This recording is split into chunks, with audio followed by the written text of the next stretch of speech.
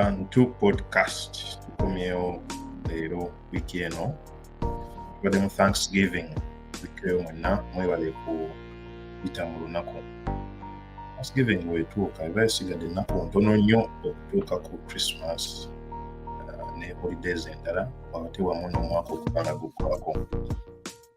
Shout outs ku bantu mwenna abalemeddeko omwaka gubadde muzibuzibu naye kyagutwala, abagezaako okutandika ebintu ebyenjawulo, startups, business, abantu bonna bye mugezaako okukola. Olumu bikalumamu naye gumala ne guggwa, guyinza kulemerawo. Ng'Arsenal omupiira yamaze n'egujjayo. Tubeere n'essuubi naye enjovu essaawa yonna egenda vaayo egwe, Shafi ajja kwongera tuwire mu nsonga ezo ez'enjovu. Naye mwenna abagezaako okubaako kye mukola bambi stay the course, temutya. Aboogera tubaayo twogera tusala omugambo naddala ku status natugamba nti kati olwaliwo olumamanyi otandise biki ebiki. Ekyo tekirina kukulemesa genda mu maaso okukola ky'olina kukola. Olunaku lwa leero tuline omugenyi ayagala kufuuka regular. Yawidde podcast ezisinga n'agamba nina bye njagala okujja okutangaazaamu. Musajja abeera ajja tugamba anyway, naye nga kyemmanyi abantu mwenna abadde baagala okukola ku bintu nga abalina non-profit organizations. Waliyo grant eziriyo, olumu tuba tuzimanyi, olumu tetuzimanyi. Kale katugeze nti waliyo grant gy'omanyi, omanyi engeri gy'okuapplyinga for that specific funding.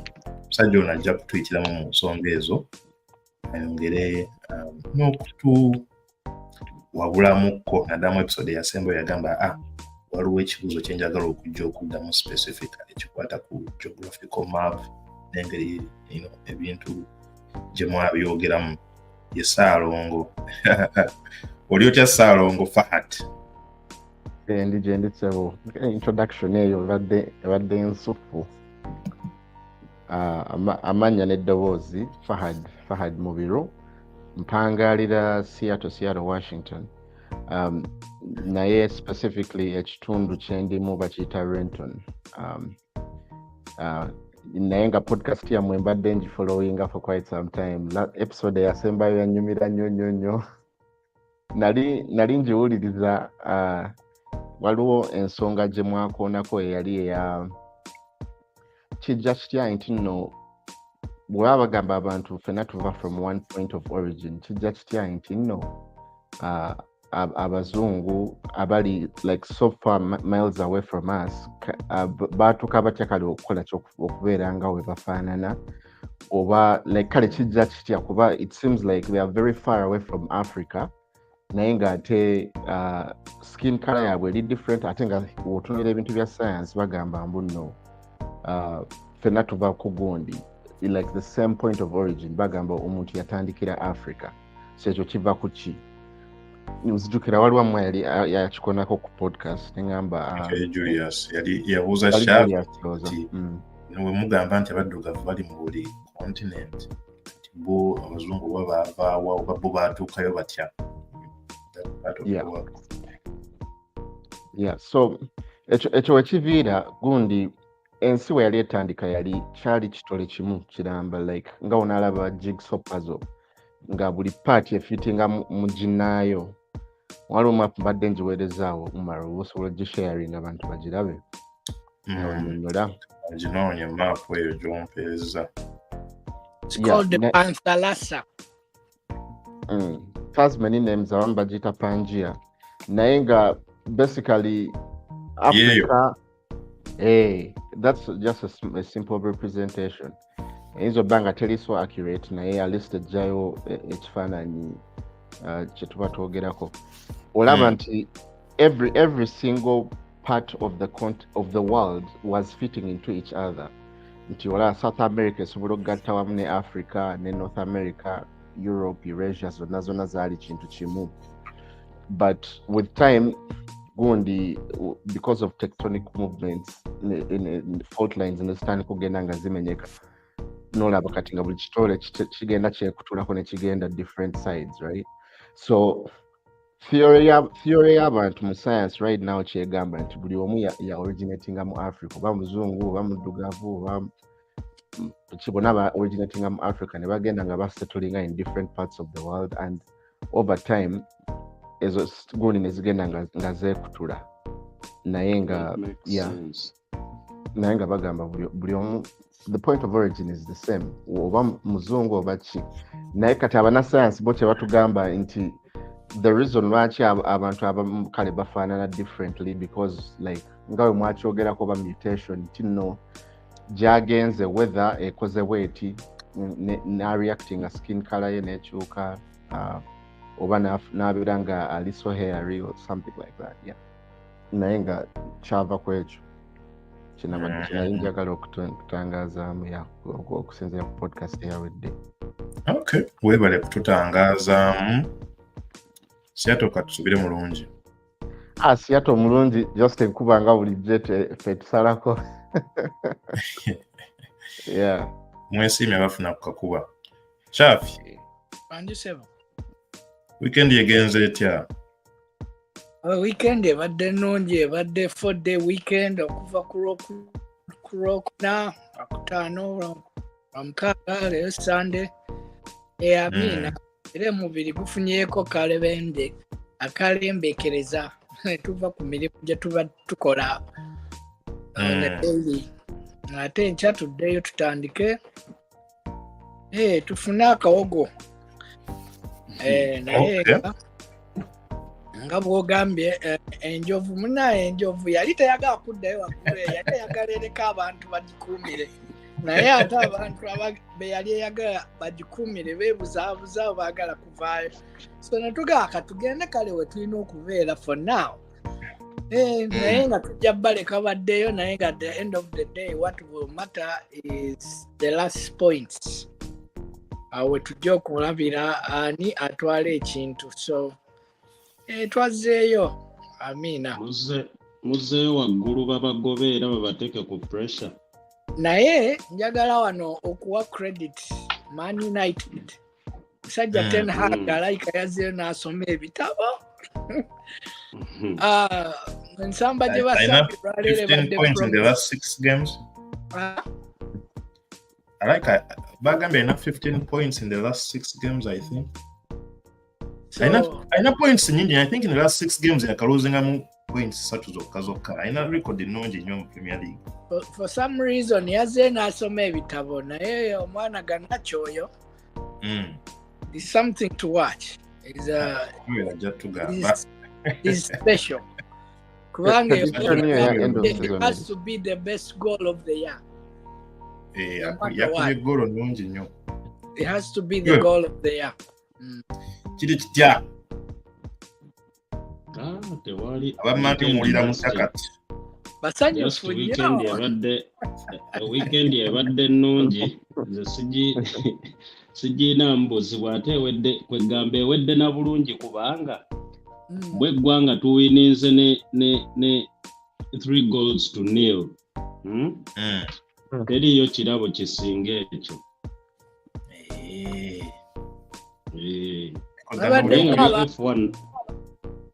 F1 naye yawedde. Ne F1 yawedde. Omwana yakuyetinze history obuwe. Naye anti kati era wuli abazungu lwaki baali bagezaako okumubbira luli ate nga at some point yalina okuwangula ebituufu. Anti kati kankubuulire olw'okuba abazungu baagala okubeera superior, there is no way engeri gye bagenda okukyusa amateeka okufavoringa Hamilton. Si Hamilton, baagala kati Verstappen alina potential esobola okubreakinga Hamilton's records. So bagenda making sure nti between now and 2026 amateeka we gakyukira baddeyo mu engine nga at least aerodynamics Verstappen yawangudde championship through aerodynamics kubanga Red Bull we muba mukozesa aerodynamics egenda kubeera strong teri yasinga Adrian Newey kola motoka ina flapping wings okitegeera kati oba naddayo kumanyiga engine ya otomanya ne Ferrari enaabe ekomyewo oba Mercedes so wetuba tukyali mu aerodynamics manya ne next season Verstappen agenda wangula ne season yeddako lwakuba nti ye balwawo okuwangula kati abazungu bangeri gye bakingiddemu Abamerika bano tebaagala nnyo dominance eyo they will find a way to stopinga sport eba tenyuma competition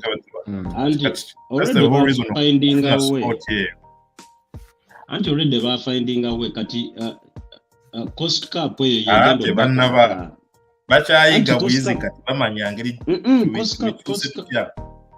cost cap tena going into effect glass ya shafi ogirabye sokoddemu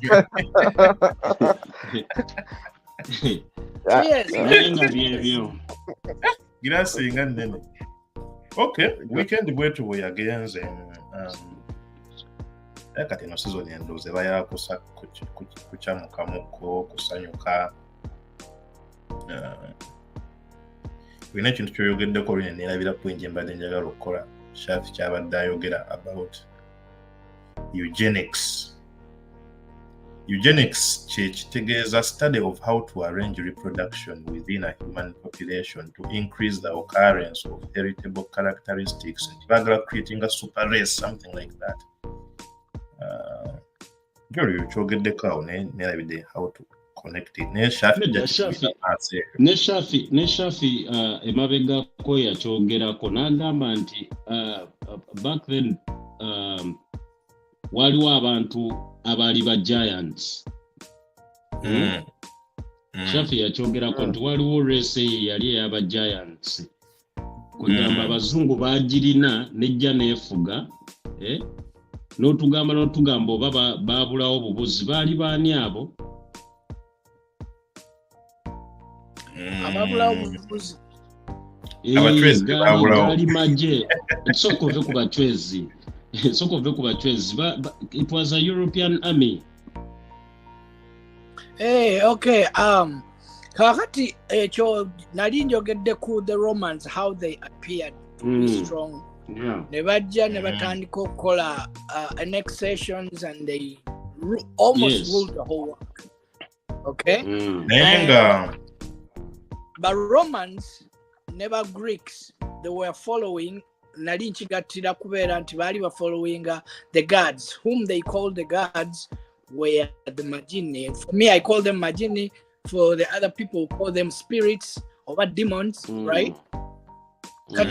They call them the gods naye ng'olaba nti it's like that was their source.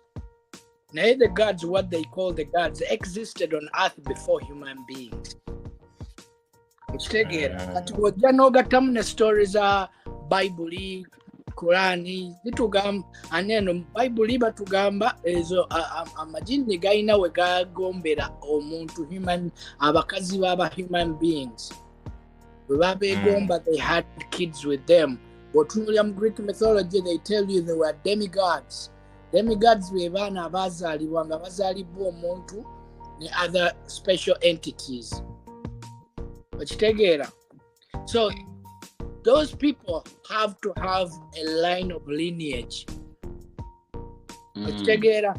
And that line of lineage you can see when you go to bakutwala ku time ya Cleopatra mu Egypt. Those were one of the offsprings as demigods. Okiwulira era bw'oba osomye ku Cleopatra ali omu kubagamba nti yalina omusaayi oguli special. She was one of the demigods. Okitegeera? And that's how you start seeing these bloodlines go appearing in different places. You go to Europe, osanga one, you will see the ruling royal family is in France, is in Germany, is in Britain, but they tell you they are all one. Ontegeera kye nkugamba. So start following the line. They are all one. They were related. Now at this time, Tosola and Kumanyan, they were related because of the names they put there. And this is Germany, this is France, this is Russia. Gwekakati omngamba otya nti omuntu eyali ruling mu Russia ali related ku yali ruling mu Germany era ali related ku ruling mu France ali related ku ruling mu England. Then notables that something there.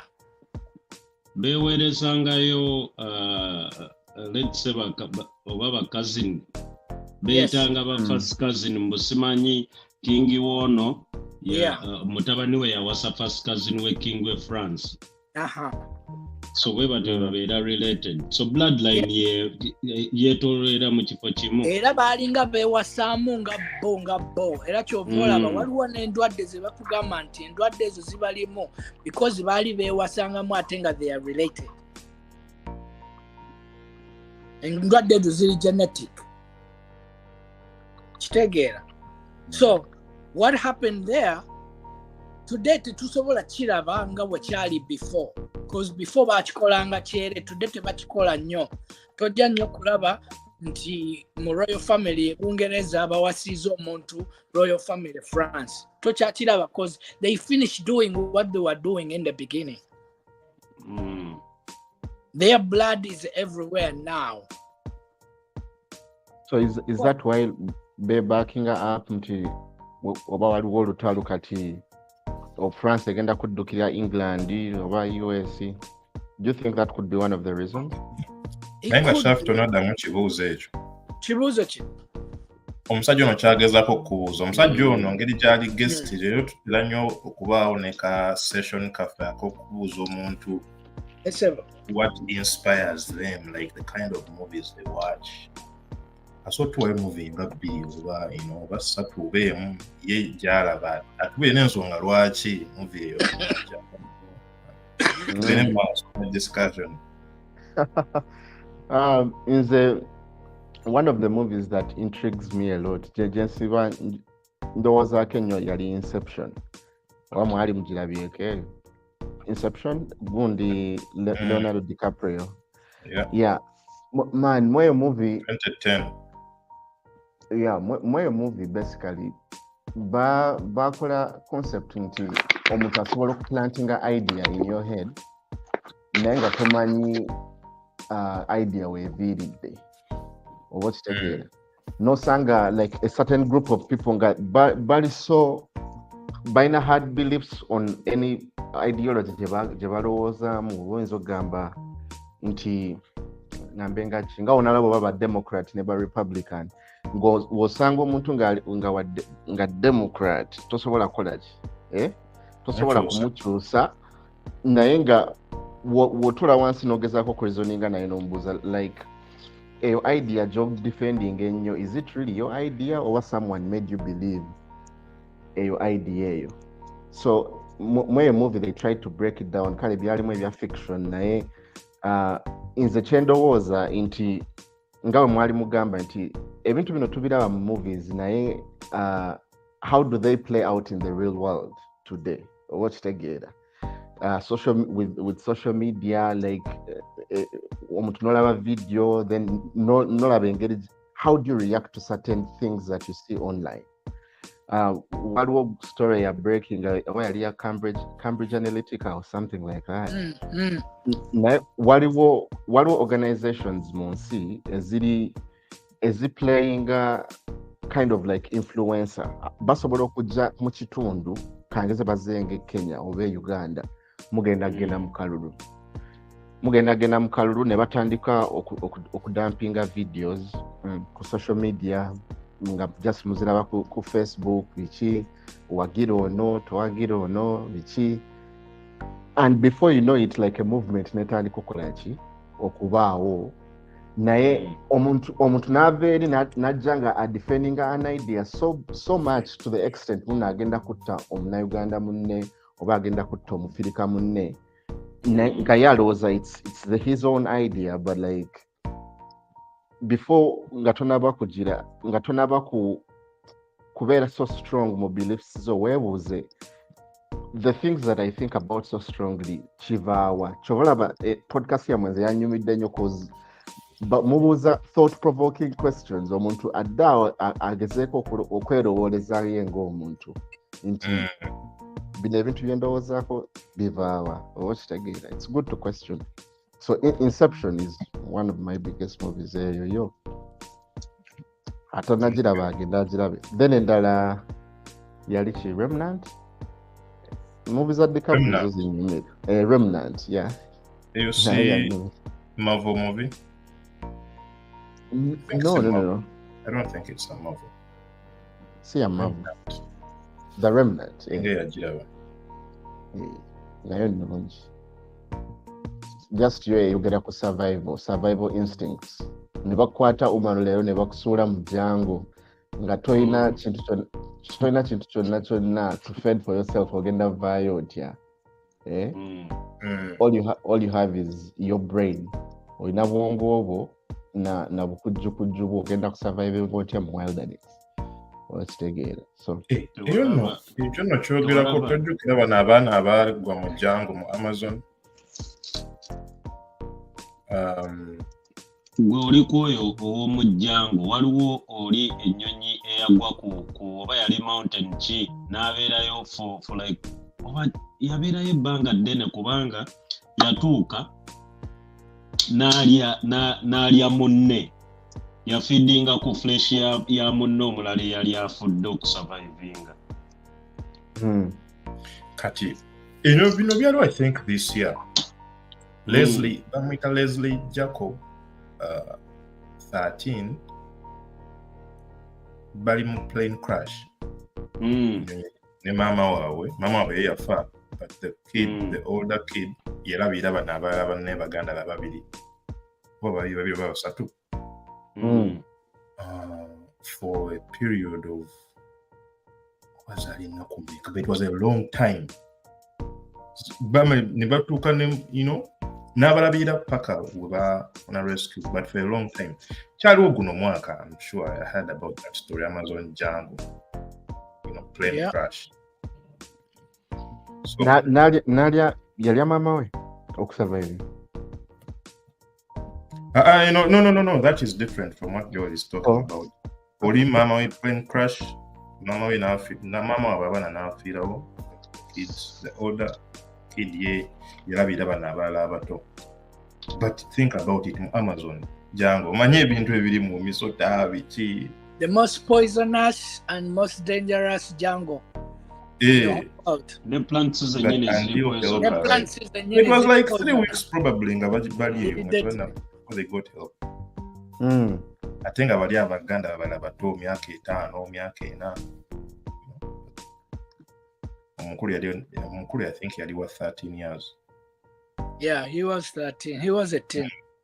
So story even by the yaliwo mwaka guno I think. Yeah, yaliwo mwaka guno I think in April, around April. April we wachomea. I think it was a period of 1 to 2 weeks. Good movie. Twalinga tubisomako mu katabo, wali akatabo tetwasoma ngedda akayita akalimu omusajja mu South Africa oyo akalimu Ralph ne Piggy, abaana we bagenda mu plane crash, the adult pilot n'afa. There were so many other kids on the plane on an undeserted island nga tekubangako kintu kyonna, no human form of life ever.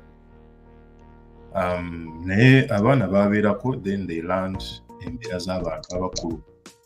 Anyway, it was fiction naye nga kali kagezako portraying evil. Yeah, batuzanyira n'endala Blue Lagoon y'abaana ababiri abali. Yeah, the movie was called Blue Lagoon naye nga akatabo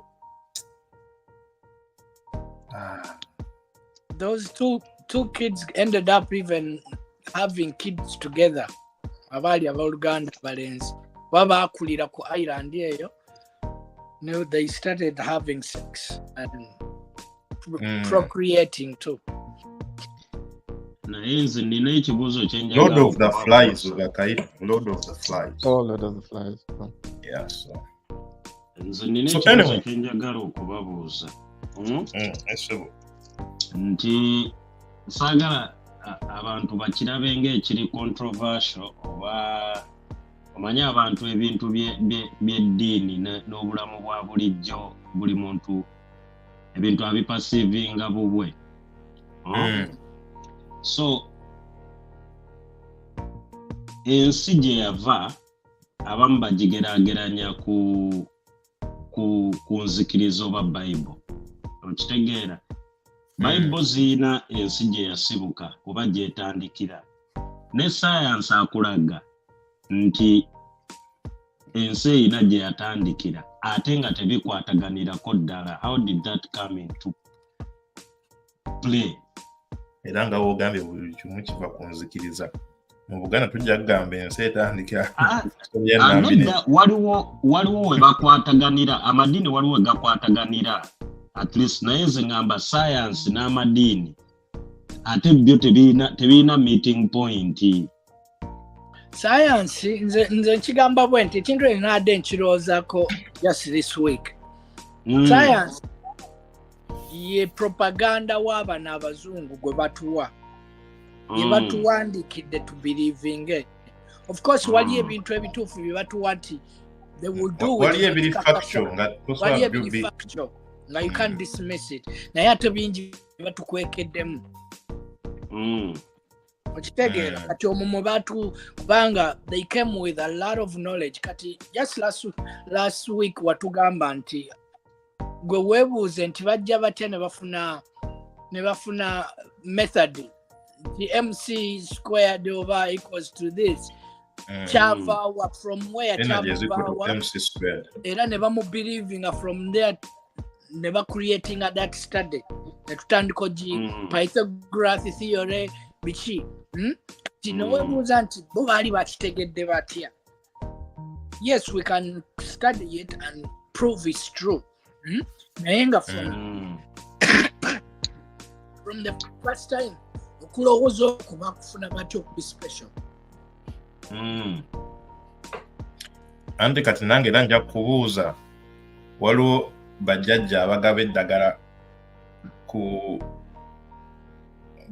abagaba eddagala egganda oba eddagala ly'ekinnansi, abajjanjabisa eddagala ly'ekinnansi, n'amanya nti olya kino ekikoola ojja bawo oti, but that has been around for over 10,000 years. Bo baamanya batya nti kiwonya kino kiwonya kino kiwonya kino kino.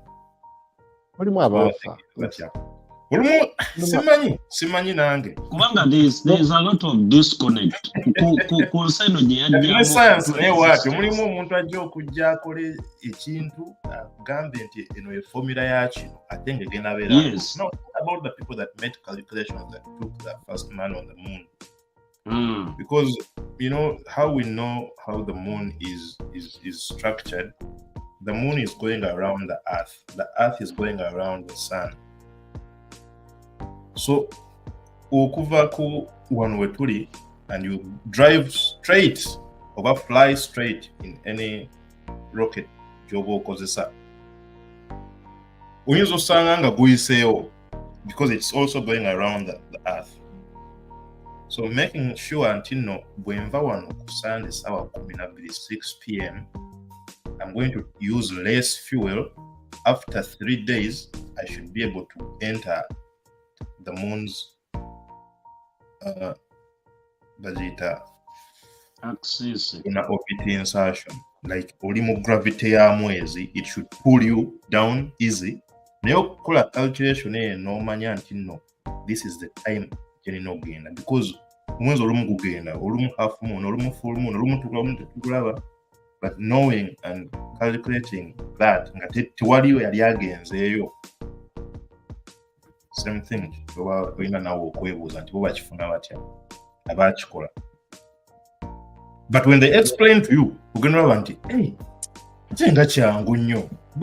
But think about that first person yagezaako kikola. Or the first people. They were black people actually abakola calculations ezo zagenda. Oba geega amagini agabeera mu bantu nga gamanyi calculations z'omu bbanga. Nekyo kisoboka okuba nga Shafi bwe yagamba.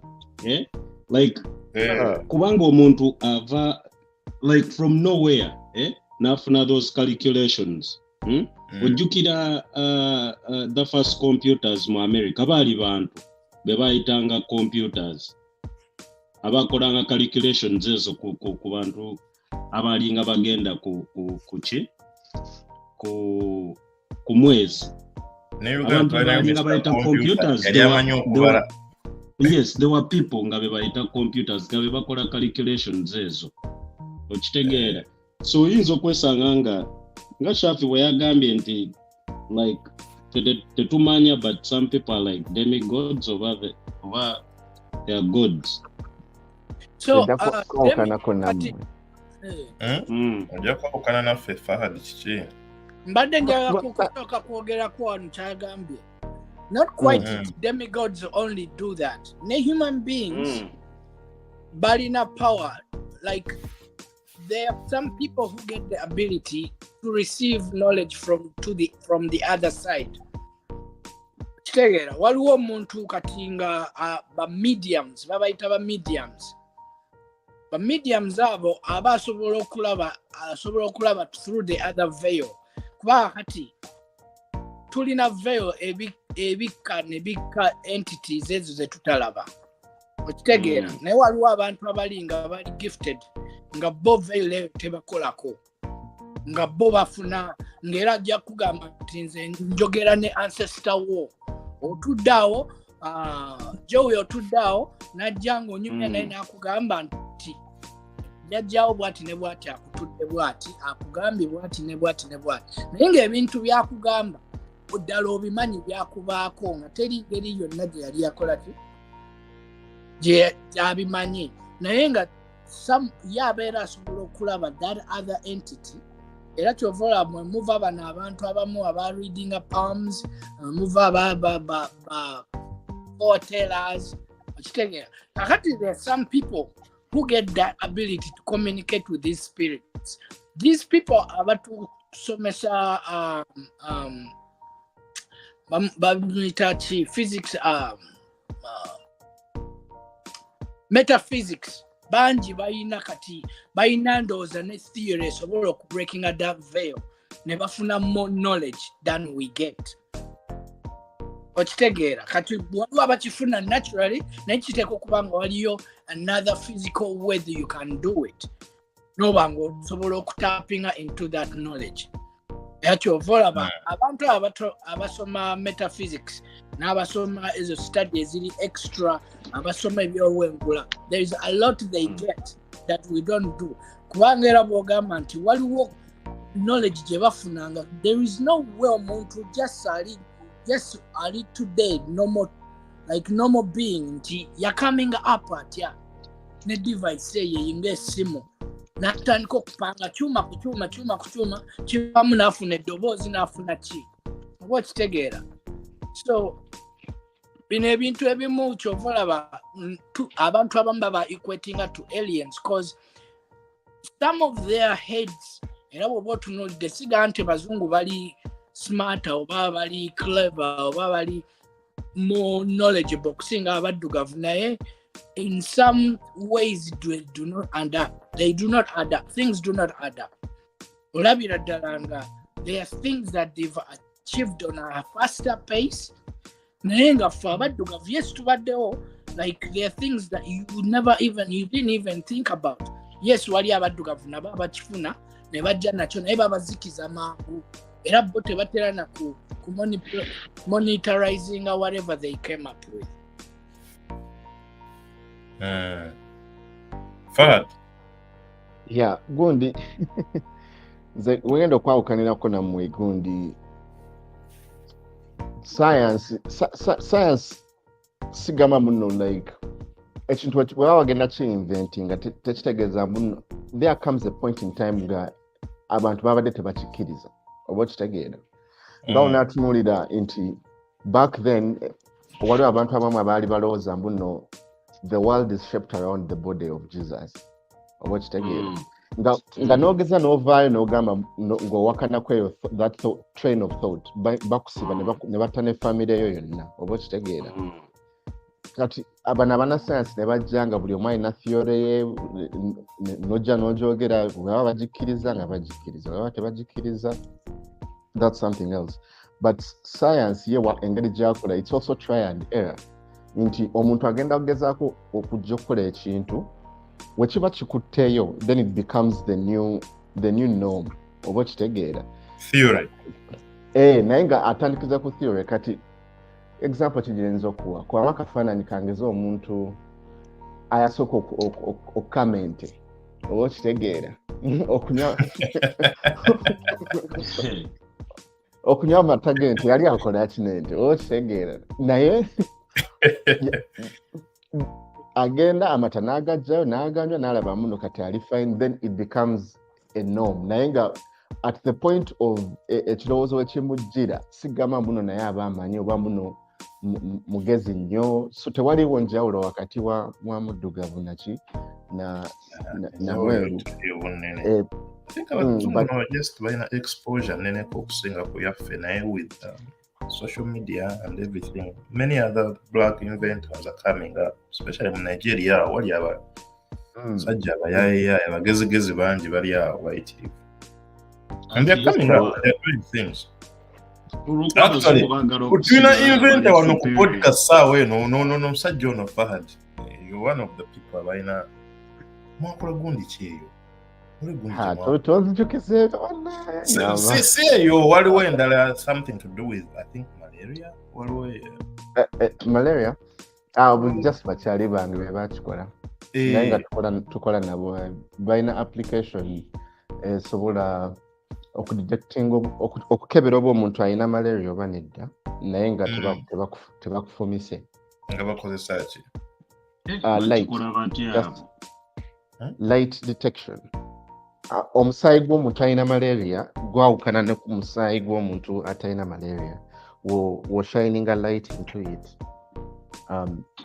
mumusaayi if you shine light into the blood so like waliyo ebika by'obulwadde ebiri caused by mosquitoes olwoza tebiyina musaayi guli light nga gwegumu since bibeera ebispreading obulwadde obwo byebimu abasajja bakola app eyo eri accurate nnyo era I think bagi approving anti kyembuuza ndowooza bwa malaria ko gwawukanamuko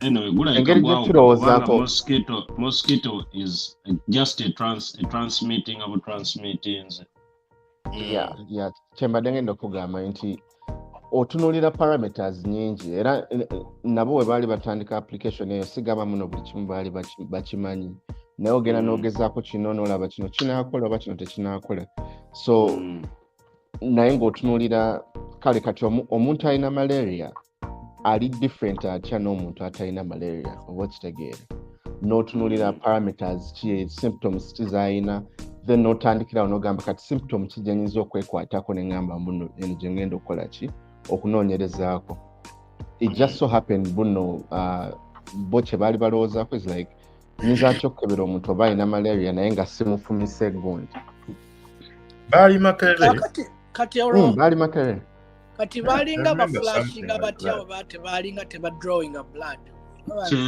kyeneebuuza kyembadde ngenda okwebuuza infrared oba ofuna sensor light detection sensors like kati olabe esimu eyina kano kagundi kano kajja kano okalaba kano otekamu earphones so osobola okukola ndabe wano just buno obuntu buno bwe bakola so osobola connectinga any device onto your phone right so kano kagundi wokagattamu it can now receive any input it can either be through sound it can be through electricity kyonna oba kitegeera so wemba nina sensor wano gye connectinze ku simu ng'akwatako ne scanning munda neweereza nga olaba thumbprint wogenda okuteekako thumbprint yeah cause thumbprint naye ekozesa like lasers and light detection. So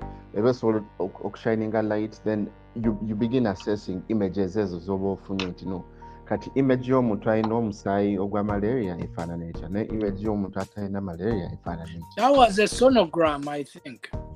Bali bakozesa sonogram technology. Osobola anti bamulinkinga ne app yaabwe. Yeah, They found a way.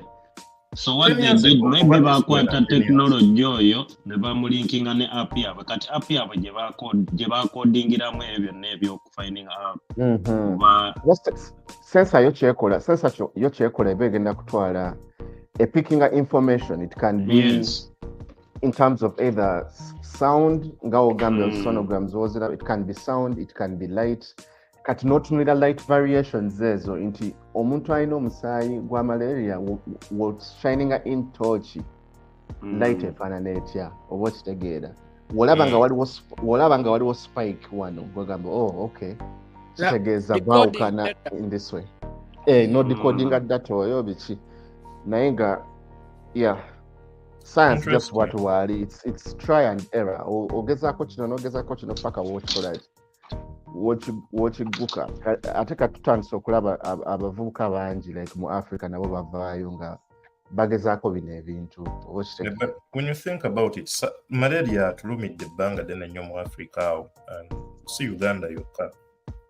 But when you know someone yali linked ne kweyo technology oba invention eyo, it feels good.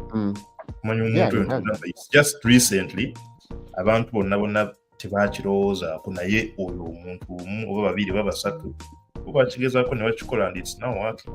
It's an app that you can use. Easy. Tutambudde bantu podcast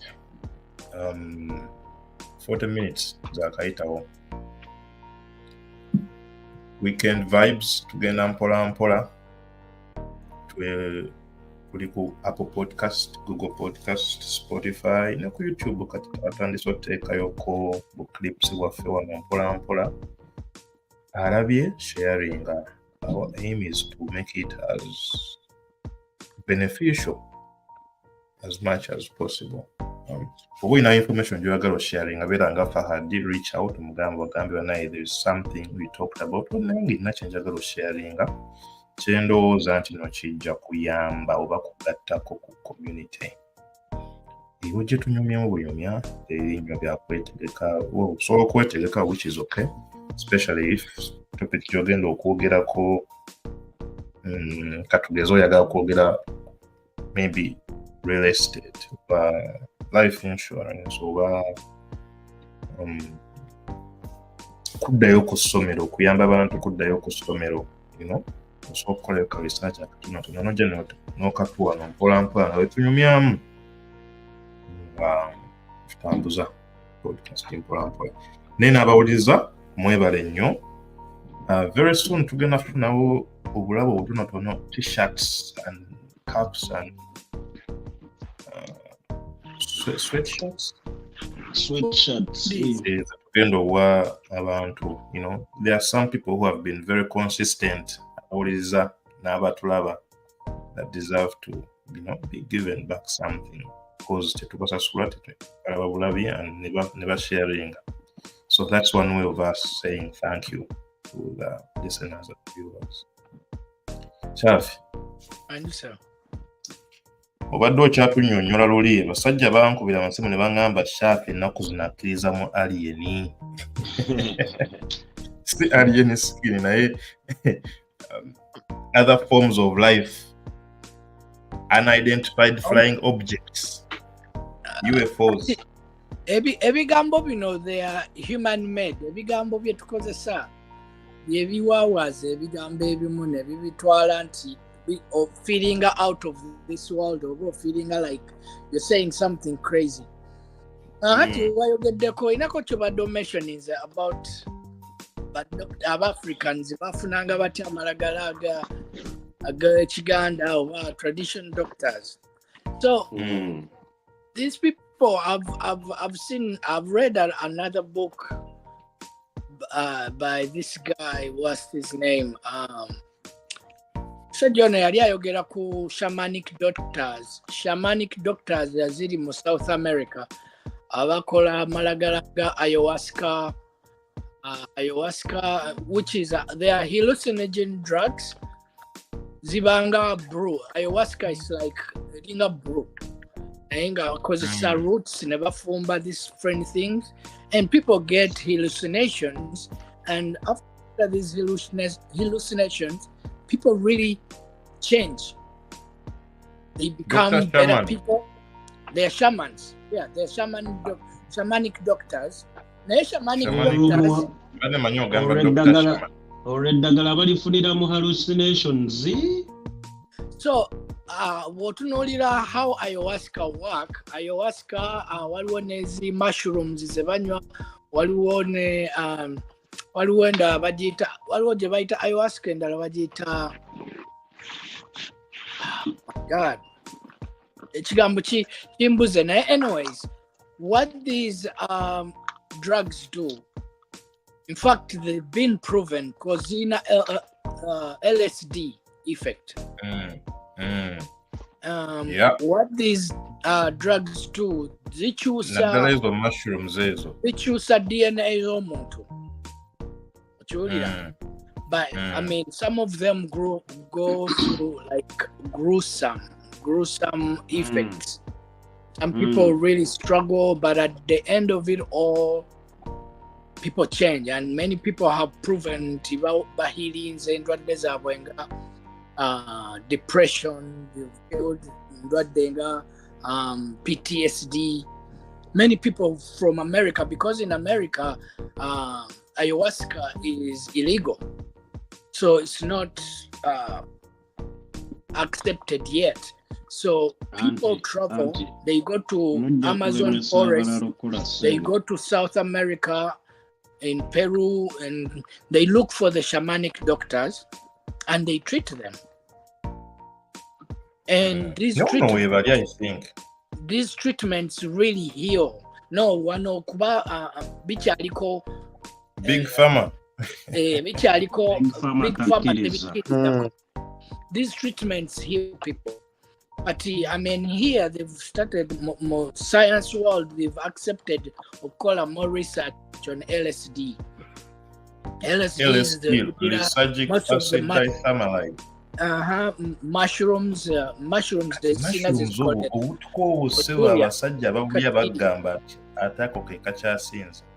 yeah, but people who get these things, they see. Poisonous. Anti tugamba buno mushrooms buno bebatunda kati anti you have to have this special knowledge okubantu ofuna the right people. Kati shamanic doctors njogedde kuba shamanic doctors naye kati ewaffe Uganda ojja ku dismissing anti oyo musawo kichi takola naye nga wali abakola. They get this special informations through dreaming, through having visitors that visit them and tell them use kozesa lino ebikola bino kozesa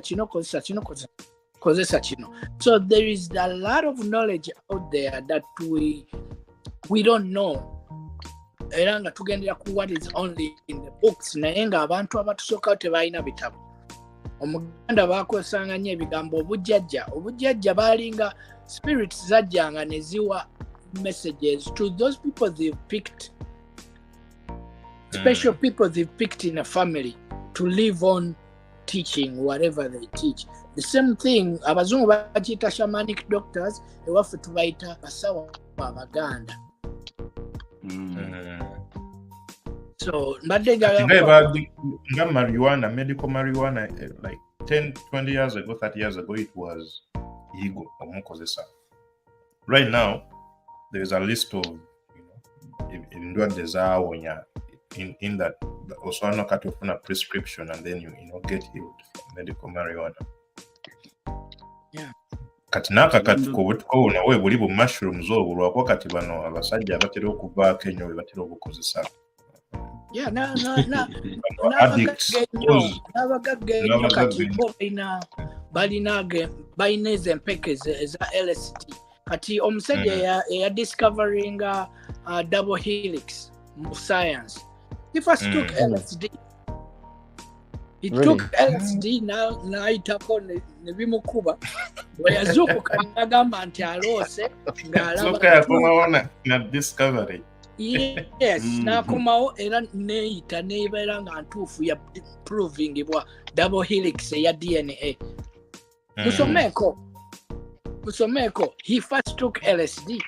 So LSD actually in the 70s was a thing. Kubanga many kids were dropping out of college because there was this guy who was from Harvard University.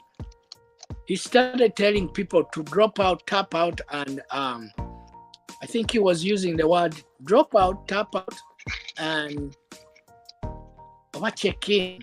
So it really caught up. And people started using LSD and never getting addicted to drugs. So that's how they banned LSD. The use of LSD. LSD one in America, it's a potent, it's a hallucinogen that has a high potential for abuse and currently not accepted for medical use in the US. Anti abawano ba abusinga buli kimu tebalina kye bakwatako ne baleka. Omusajja yangamba yakaya naye n'avaako kumala nnaku 4. Abawano ba abusinga buli kimu. N'avaako ennaku 4 nga taliiwo. So akatabo kembagamba, actually the name is Hancock, something Hancock, the writer wako. Naye omusajja yayogera mu katabo ako n'agamba eddagala lino lirungi n'obwo obutiko bulungi, naye you have to have special calculations and you have to have, kumanya what's your weight, what's your height, your body mass index, n'omanya how many grams you should be taking to get the right effect and not, because people die. Waliwo ababi taking and never bafa. Kitegeera kyovola bafe waffe tumanyi obwo obutiko obumu buli poisonous bukutta, naye ate nga weesanga nti the same katiko gwe kolooza kali poisonous ng'ate ke kalimu eddagala bulimu anieno DMT. Yes, but activating a DMT. DMT is one hormone activating usually before people die. Yes, I think so bw'obanga tutute enough oba bw'obanga otute too much, you could activate that and boom. So when you open up the DMT thing, you start seeing other entities, you start seeing other things that are out of this world. Some people see lions, some people see snakes. Naye we bava mu ezo ze bavaamu, there are people who became hallucinations, who became fathers, like people who became reverends. Bakola studied mu Harvard actually about LSDs, and many of them who took that study became reverends. They became special people. They changed their life totally. Yes. And omuntu abadde disturbed, omuntu abadde alcoholic, abadde chi, taking that drug, and he comes back and is a new person. Total new person. Ngate buli kimu akiraba bulala. So interesting. Kati abantu we need more studies, I think, for that, because I think just abantu tebabagamba yes. And you have to know the class and the types, special types, and this one you mix with this one, and this much you either boil it and drink the juice, or you squeeze it, you don't boil it, you do this and squeeze out whatever it is and process it out. So, but the people who have mastered that are shamanic doctors in South America. There are people travel every year from America. They go for this treatment. They go for retreats and they go nabeera ngali mu camp kweyo asulayo ennaku nga 4 na going through this pain thing. Naye agenda okuvaayo byanyumya nga buli muntu takyamutegeera nga muntu mulala. Movie stars have done this thing. They've gone on these things. Yeah.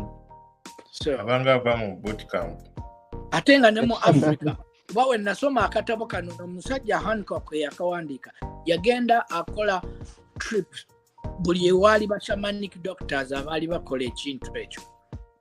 Kati n'agenda mu Africa waliwo aba Benini abalina that special thing. N'agenda mu different countries in Africa na comparing n'aba bonna nga bafuna the same information. Era nga balina abamu abagamba nti when they are receiving information, they receive ropes. It's like they see ropes come from heaven. Nga giringa emiguwa egigudde kati wegigwa information starts downloading in their heads. And that's how they get that information. Naye gwe babikunyumiza oyinza ogamba atandise kunimba naye nga gwe weebuuze how did this somebody out of nowhere know nti gwe nywa omujaja oba nywa ebbombo nywa kino kijja kuwonya.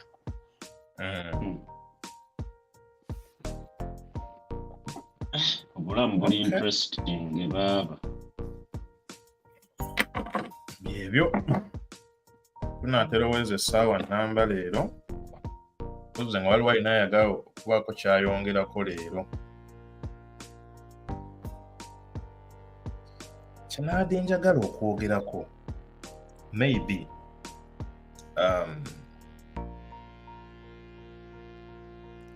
podcast eddako. Simanyi oba mwali muwuliddeko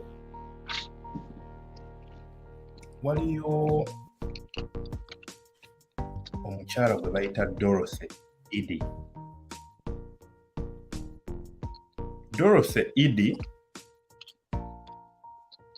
yazaalibwa mukyala muzungu, yazaalibwa Bungereza eyo London mu 1906 I think. Naye obulamu bwali very interesting. Many people picked interest in her life. Dorothy Idi ono yazaalibwa I think 1904. But that is one of the very few cases of reincarnation ezaali zibaddewo mu nsi muno. Jamumbiremu kye mulowooza.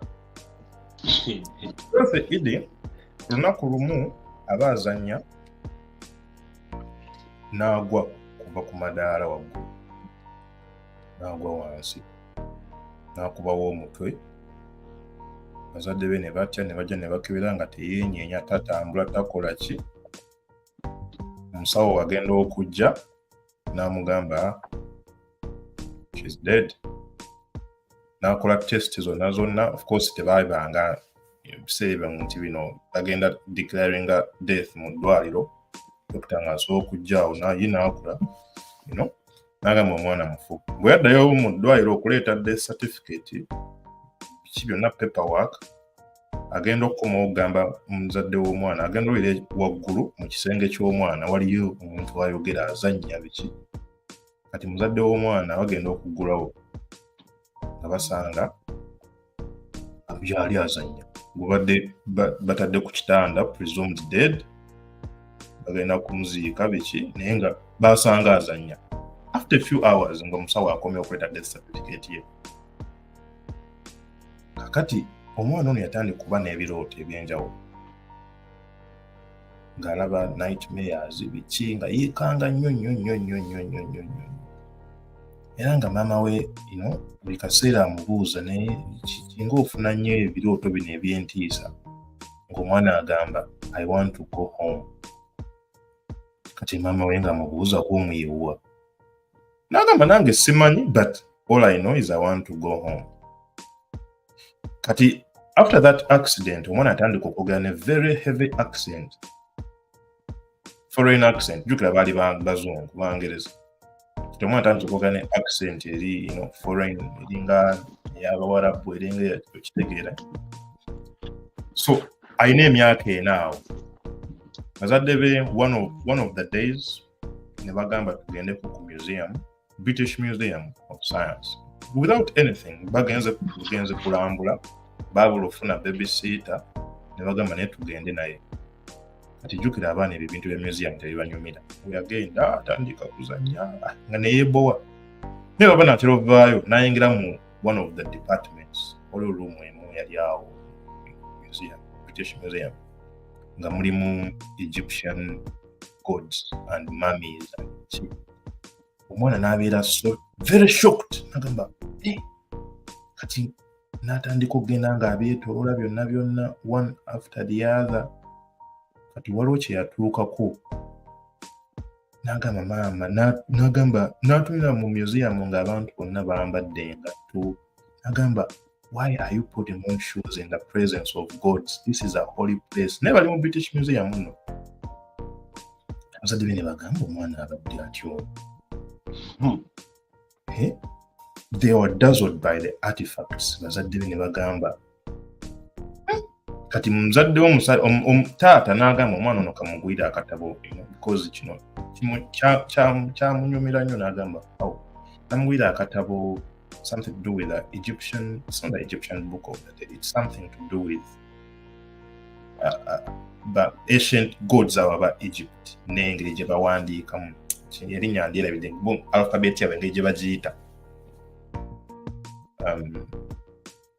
Kati n'amugwira omwana n'atandika obisoma ng'alinga abitegeera, ng'era bw'atandika okugulawo ekitabo ekyo ng'abagamba musirike.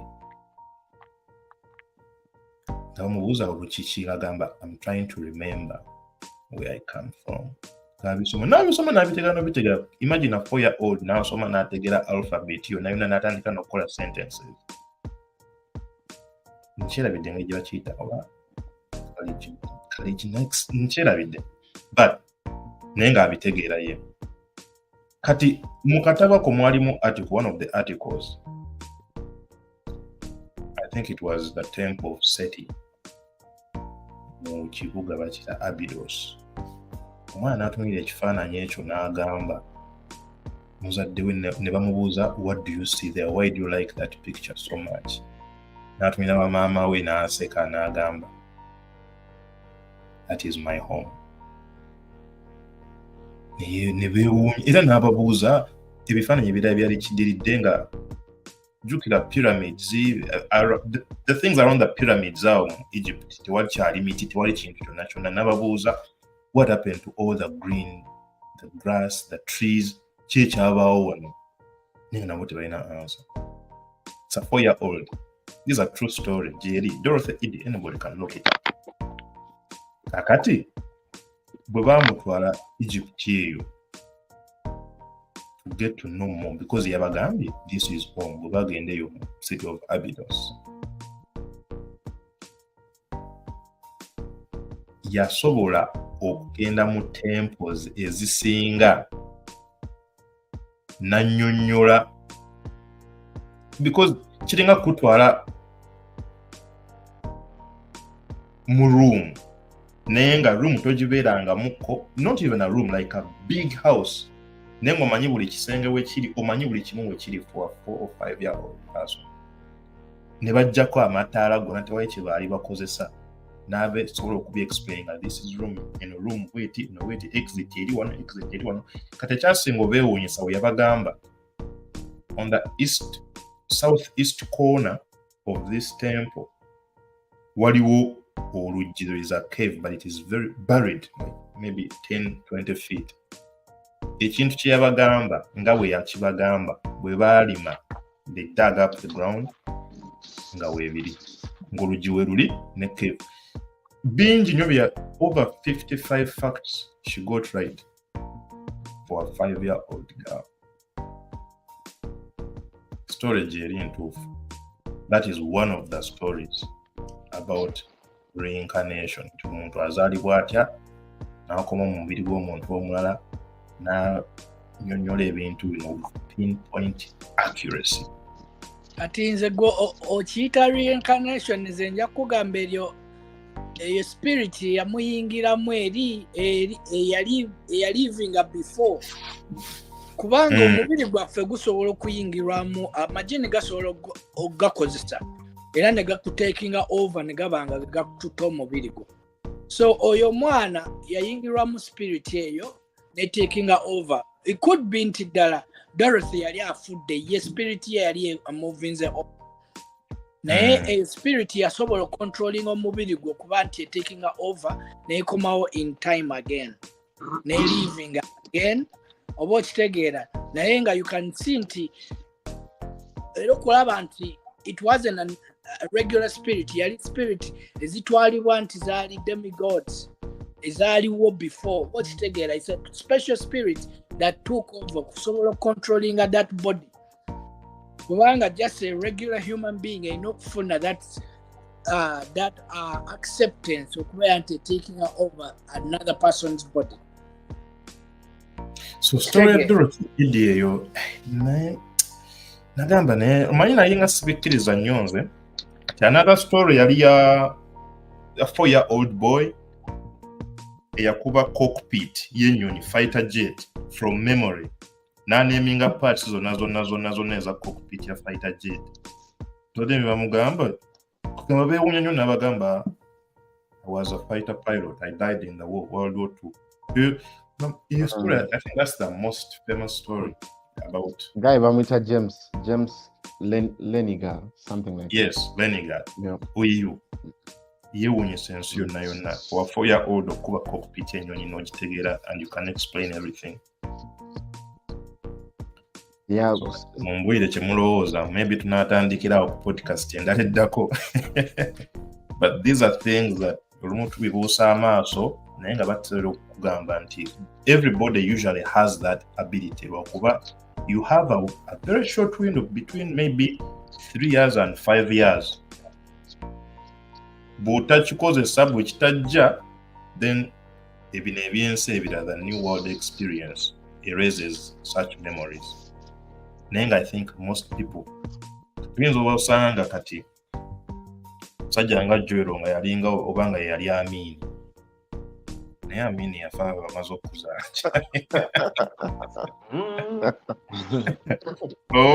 obanga wali wadda nnyo okuba ndi Amini wedda kisoboka naye if you don't use that between age 3 and 5 usually you lose the memory but abagezezaako bonna obissa omwana ayogera buli kimu nga bwekyali olaba gwe kyogera ekyo kya reincarnation wali obaddeko mu kifo nga waliwo omuntu ng'ali possessed ali possessed by somebody else. That is more or less like reincarnation. Nange nalimbaddeoko ng'omuntu ali possessed nga avudde mu ddoboozi erirye. Alina amaanyi g'abantu. Si kufera. Munnaye omala kubeerako mu kifo nga omuntu ali possessed lw'otegeera. Ng'alina amaanyi ga njawulo ku ga bulijjo. Yes. Twali mu kisulo omwana omuwala oyo yalinga amagini gamukuba. Naye nga wallahi abasajja abavubuka nja kugamba abavubuka abali mu age oba musingako nga 10 ng'abakwata n'abakasuka bonna bwe bati. Yes. Ayitawo n'agenda n'amenya gate namba ey'essomero n'egwa wansi. Afuluma ne bamukwata ne bamuzza nga twazuliranga naye tukirabangako nga tulaba kati kambabulire ekawempe. Wow. olaba abasawo naddala be bagamba abasawo ab'ekinnansi abo se bw'otuukayo ng'ebintu bye bakola abantu abamu balowooza bya bulimba si bya bulimba. Abo abantu atuuka n'ayogera n'omuntu nga si Shafi gw'ayogera naye ekyo kyembadde nkugaba mediums ne wano webali nga si shafi bweyogera nena bowulira nti omuntu yalinga possessed paka bamutwala ne bamujjanjaba n'akomawo n'atereera ng'agwa buli kaseera akola nga bamujjanjabisa abo abasawo ab'ekinnansi nga bamutwala mu ddwaliro teri ddagala limukola kukuba tebalaba bulwadde bumuluma naye ng'ali possessed. Oba oli nga oba bazadde be oba yafa nga bazadde be bamugaana okunywa omwenge n'atandika okugunywa sikulimba n'atandika okugunywa muzadde n'akomawo ng'ayagala kumugjawo. Nze nali nkirabyeko ebyo ebintu abatera obbiraba okujjako ng'oli mu setting ya kyalo oyinza okulaba ebintu ebifaanana bwe bityo kuba abantu b'omu kibuga tebali nnyo mu bintu ebyo okitegeera n'abo mu byalo bo they still experience those things. Nze era nange okutuuka okulaba ebintu ebyo nabirabira mu kyalo.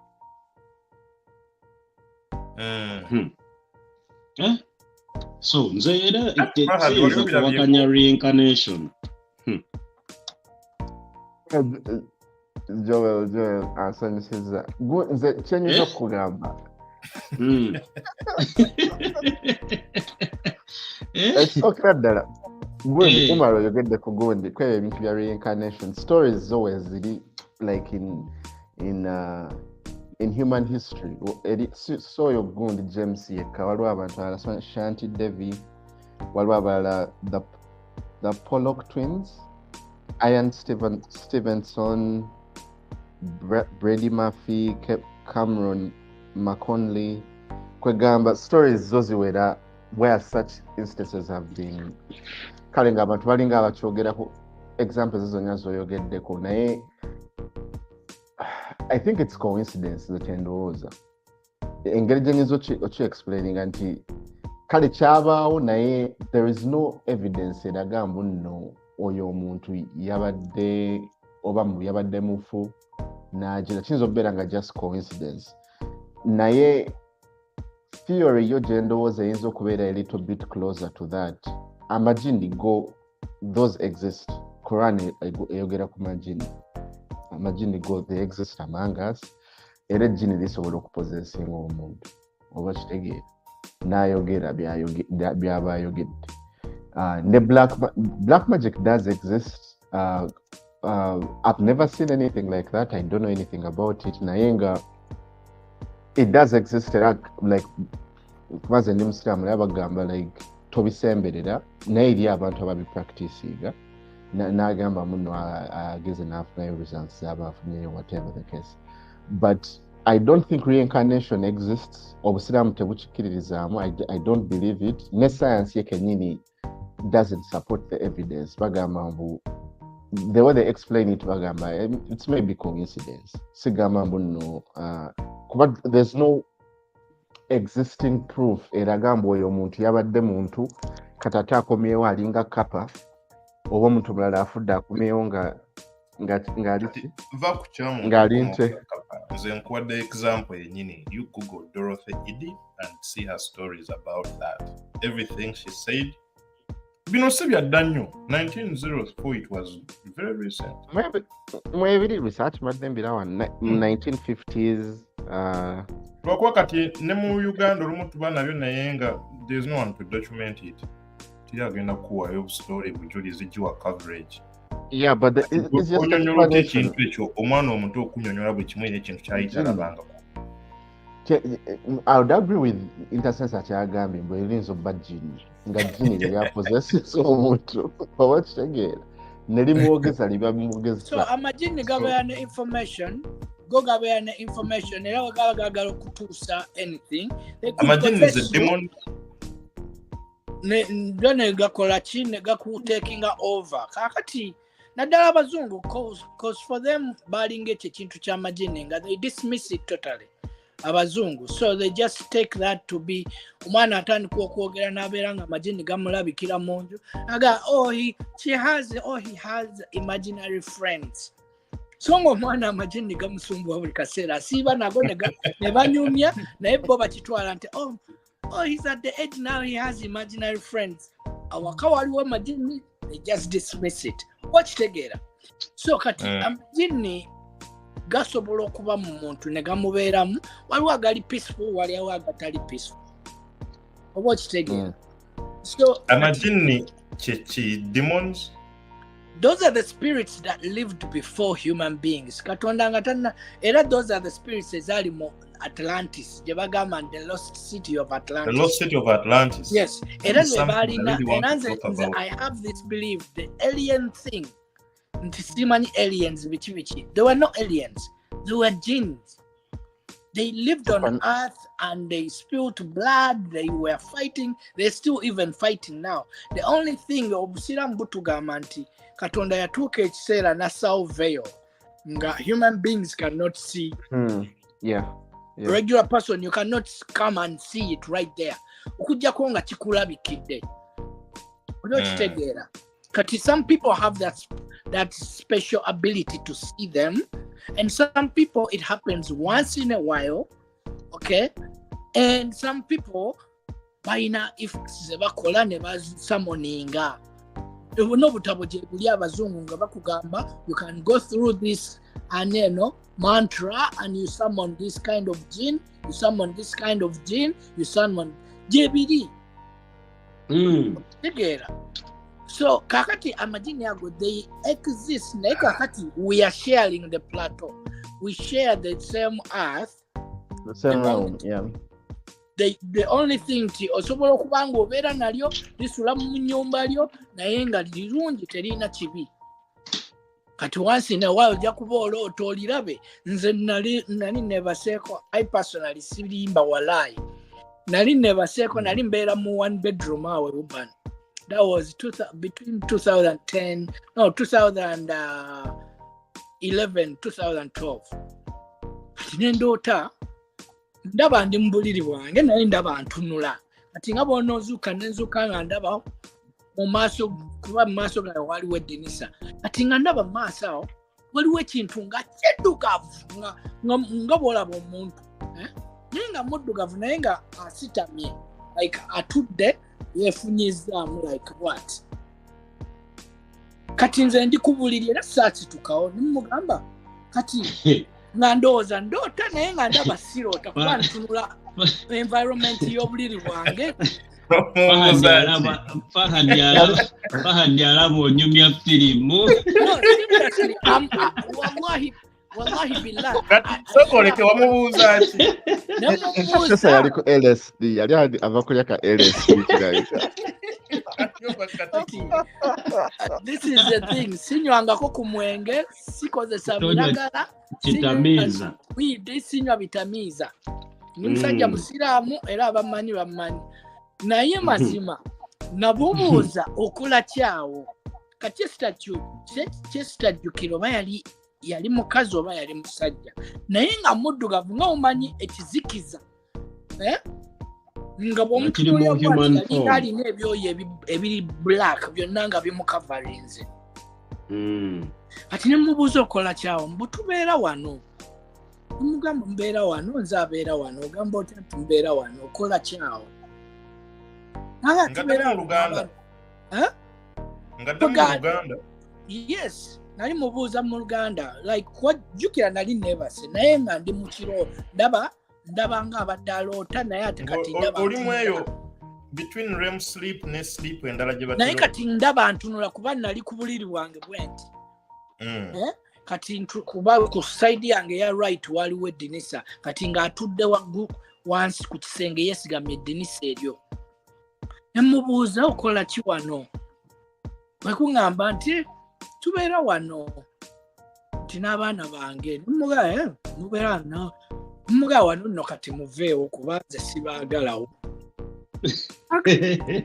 Era teyampakanya n'agaa kale kubanga ky'ogambye kale tujja kukola ki? Tujja kuvaawo. Wallahi kati nziramu neebaka. Nziramu kweganga agambye nti kanzire mu buliri bwange neebake. Kati nziramu ate ndoota nga ndaba ate nze nvudde ku buliri. Nze atudde wabbali. Kati ndaba ekitanda omufaliso gwange gusituse guti. Kati nga wansi w'ekitanda kyange walinga waliyo amadaala abantu nga balinnya kuva mu madaala we bati we bafuluma kati we baali bayita tewali luggi naye mu kiro ekyo nga ndaba waliwo oluggi we bafulumidde sikulimba. So that was a real dream that I had. Naye kati lwaki nkunyumiza ekintu ekyo? I've seen several people say amajini, like some people who teach about amajini. Bagamba, one characteristic about them, they could appear nga bali balungi, or they could appear in their real form, baba nga bolaba muntu, naye nga alina ebyoya ng'ebyekizike, nga byoya biwanvu biddugavu nnyo. So when I had that description, then I'm like, hey, that means I saw one in my house. Never come back. Yeah. Naye okuva olusiddanga mukiraba siddanga sadda mukiraba. Wabagoba mu nju oyo. Yeah, nabagoba mu nju. Tebanyiga. Nyumba nali nze. Ati oba gaali majindi goyo muzungu yali nannyina ezo property. Wandi bagambe bamwagala obeera wala to splitting rent. Temugenda beera wano bwerere. So these things exist. It's only that wekiba kikutuuseeko osaba busayi kikutuukeko in a good way. Wati kiyinza okujja ne kikumistreatinga nnyo oba ne kikola ekikyamu.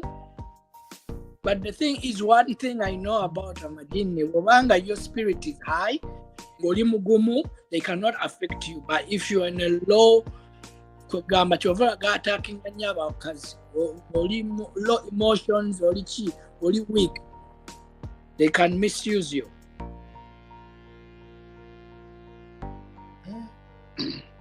Sha, era ddala wonyine wotwera streamax zo.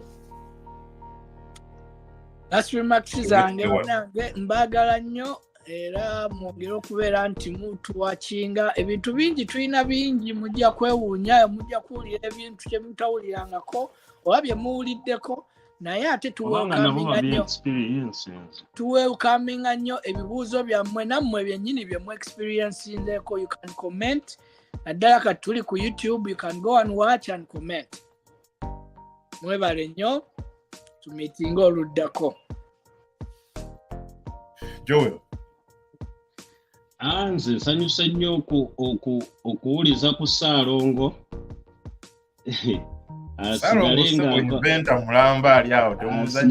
Asigale ng'akomawo tuwayengamu n'abalala abasobola okujja okutuwa information bwe tuba tetumanyi kuba munnaye buli muntu ayina ky'amanyi nga ffe tetukimanyi. So abamu balabikirwa n'okulabikirwa. Tuyinza okubeeraawo ng'oli Katonda yamulabikira oba amajini gaamulabikira ng'ayina ky'amanyi nga ffe tetukimanyi ng'asobola okujja n'akitubuulira. So mwebale tuwuliriza byebyo ebyalo. Yasilamba tyali Kampala. Yasente tunamuwulizika. Siwa mwezi gujja oyo kati. Weeks 3. Fahad. Ndi wano ndi mukulowooza oba intercessor naye Elian yennyini kuba yatugambye. Elian zezina capability okulaba realm endala, so tuyinza okubeera nga tuli naye wano. Okitegeera. Anyway, nze just maybe njagala sooka kwebaza forgive okumpa platform yeno okusharingako just information eyo nange gye nabadde mmanyi. In future woba oyagadde nze okukomawo era sikina mbuzibu okujja n'ensharinga any other information tukyaliwo kuba Julius taliiwo, so you'll fill in paka wanaakomawo. Sikina mbuzibu. I think idea neya podcast nungi kubanga encouraging abantu baffe community yaffe to think outside the box oba kitegeera ng'ovudde ng'ovudde ku kino mbuno ba like kale tuli bafirika twajja eno ebwengula abantu abamu okusinga bayinza obba balowooza ozze mu America olina kukola kintu this one thing naye ng'ate eno generation ey'abantu betuzze tulaba abajja mu America like is different. Abantu basomye balina ebitabo byabwe weerowooleza oba okitegeera so there's a lot of information abantu gye bayinza okubeera nga batuulidde naye ng'ate through this podcast basobola okujja ne bagisharinga ne benefiting the entire community at large whether wano mu America oba Uganda. So it's a brilliant idea. Najagala nnyo nensalawo okujja okubabuuzaako era thank you. Wow. Kale tetuyinza kusukkawo era nze nja kukomekkereza nga bwe natandise mbagambe nti mwebale nnyo you for joining us today on this journey gye twatandika. Remember, your journey is uniquely yours and each step forward is a victory. Embrace challenges, celebrate small wins.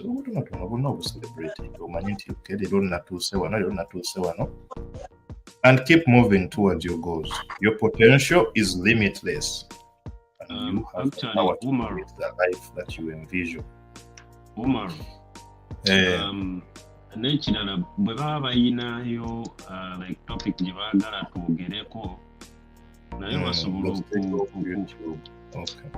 basobola okugiteekako. Okay, yeah. Until next time, stay inspired, stay motivated, and keep reaching for the stars. You've got this. We are out.